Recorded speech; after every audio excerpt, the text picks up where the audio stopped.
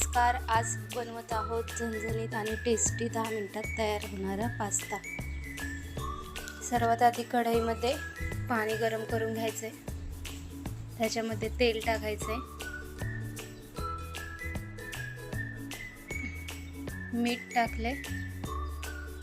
आता ह्याच्यामध्ये आपल्याला 1 वाटी पास्ता टाकायचा आहे. तर हा पास्ता आपल्याला 5 मिनिटं शिजून घ्यायचा आहे.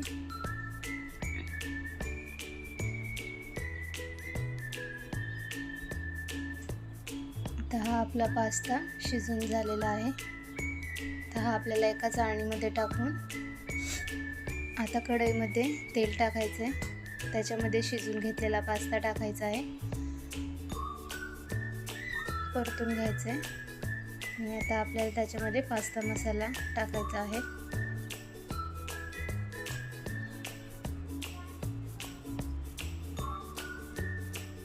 पास्ता मसाला आणि 1 चमचा मिरची पावडर टाकायची आपल्याला. आता हे चांगलं परतून घ्यायचं आहे आपल्याला 1 मिनिट. झटपट होणारा पास्ता आहे, खायला पण टेस्टी, मुलांना आवडेल असा. मीठ टाकलंय थोडं. आता हा तयार आहे आपला पास्ता.